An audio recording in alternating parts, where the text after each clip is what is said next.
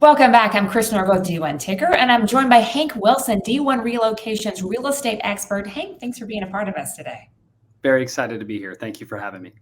Now, you've spent over a decade in college football coaching with stops at Western Kentucky, UCLA, and now you're in the real estate world. You run a real estate team powered by EXP, and it was announced that you'll be a part of D1 Relocation. As the real estate expert, I'm really curious as to what intrigued you about this organization? My own real life experience with it. D1 Relocation fills a need that I think all of us that have been in the coaching industry knew existed, but we just never did anything about it. So I'll give my personal story of why it means something to me. I remember being at UCLA and it was already August, and I got the job at Western Kentucky, and I had 3 days to pack up all of my things in Los Angeles, drive them across the country, and start fall camp. So when I got to Bowling Green, as you can imagine, I was absolutely zero help finding the place for my wife and I to live, unpacking and moving anything. I remember helping a little bit on the Los Angeles end, packing things up. But when we got there, I went straight in the office and straight to work because the season started in a month. And that entire process had to be handled by my wife and my mother. So this is a solution to that's something that would have really come in handy if that existed back then for me. And then I've been in real estate now for a little over 11 years and love working with coaches. And the funny thing is, I always joke about it with the director of ops people. I'll say, hey, just give me the wife's phone number. You don't need to give me the coach's number. I'm not going to be talking to him or her anyway. It's going to be the spouse. So I think uniquely that's really helped me in my profession, because when I get those people, I know exactly what they're up against, what they're dealing with, their short timelines, their challenges, communicating. And so when this concept was presented to me, it's one of those like, wow, this is a no-brainer. How has no one done this before? And I'm really excited for more people to use it, because it's such a gift. It really is. It is a gift to be obviously spending more time with family when you're not worried about all the details, I'm sure. Now, you've probably seen this on the other side. So you've been in the business for 11 years, obviously working with some coaches on the other side of it now in the real estate. There's a lot of movement going on in college athletics, whether you're in football, basketball, baseball, on the administration side. Are you seeing that shift? And do you think that will continue to trend? I think it's always going to be that way. I will tell you, there's more administrators moving than you would think. And even though they don't necessarily have a season starting, they're kind of thrown into the fire wherever they go. So it's almost like an underrepresented minority when it comes to the housing stuff they're dealing with, because they have those same challenges, but because they're not on a football staff or a basketball staff, you might not respect it. So I've dealt with a lot of administrators here at Western Kentucky that I feel like I've helped. And that movement piece is just so interesting, because especially at a mid-major, or if you're not one of the blue bloods, movement is always going to happen, because if you're not doing well enough, we're getting fired. If you're doing really good, you're moving on. So there's always change. I know here we've had a lot of success in football at Western Kentucky. And so we kept our head coach and lost 9 assistants. Think about that movement for a program that's successful and retains their head coach. So that's 9 new families coming. And that's just assistant coaches. That doesn't even include support staff. So movement's here to stay. I think we have a good grasp on when that movement comes. I know in football, for us, it was always that November, December range, and basketball, it's right after the tournament. So it's just like NIL. It's never going anywhere. We just have to learn to deal with it. Now, from a broad perspective, so someone goes online to D1relocation.com, they fill something out, they're going to get a single point of contact. Obviously, real estate is one piece of that, which there are several pieces of it, just the moving company and other things they are helped with. They get a single point of contact. You're involved. My question around this part of it is, obviously, how do you go about vetting real estate agents in the area that you're not in, right? So someone's moving to San Diego, and how do you go about that process, helping them get connected there? Well, that's the secret sauce. So obviously, I used to be in coaching, so I like to think I have expectations that I require to be met in other phases of life, and this is one of them. So I have it's almost like an algorithm, but it's mental. I have a checklist of things that I'm looking for: response times, a certain amount of minimum sales volume.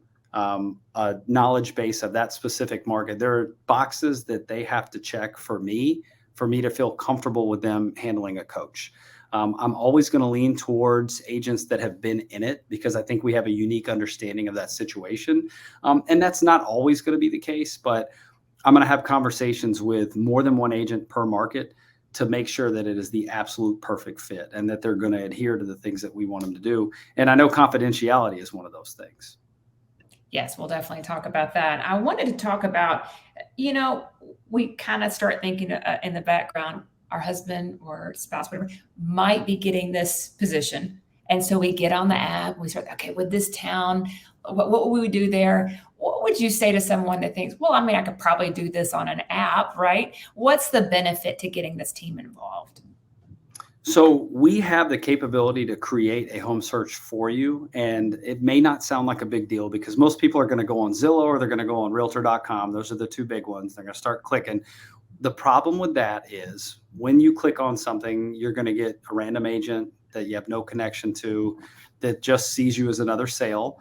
And also, Zillow, I cannot remember the exact figure, but it was something like $200 billion they made just off of selling information.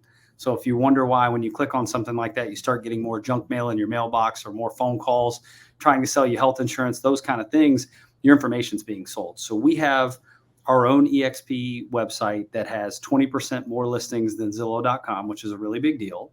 And we will send you a link that you can search, save homes, ask questions anywhere in the country. So if you're wanting to browse and you know the city, if you want to reach out to us, we can create one that goes by school district, zip code. So I use the University of Alabama as an example. So there's Tuscaloosa, and then there's a city above it. Both of them are kind of where people would live if you're coaching or working there in general. And so we would create both of those cities and send you that custom search so that you could stay within those parameters. Or you can keep it broad. Maybe you're considering 2 or 3 jobs and you're looking in Montana, Oregon, and California. And maybe home values and what you can afford for your salary are going to factor into that huge decision that you guys have to make. So our website right now, D1 Relocations website, has a national search on it in a few places. The only person that will ever get your information from that, if you choose to fill it out, is me. I'm not going to sell it to anybody. I'm not going to give it to anybody. I'm not going to reach out without you asking me to reach out to you. But you can do all that browsing safely. You can save things. It looks fantastic. It's like a better version of Zillow. Wow. And confidentially too. I think that's a big deal as well. You mentioned it multiple times. I do want to ask you a lot about that later on. But rent versus own, and it changes depending on what city you're going to sometimes, or maybe the situation or how long of a contract you're going to get. I'm sure you get asked this question a lot. Help me navigate that. Are you able to answer those types of questions? Or are you able to help in rental situations? Yes. So what I see a lot of times is from the coordinator position up to the head coach, 99% of the time they're buying a house in my experience. And so we can handle that.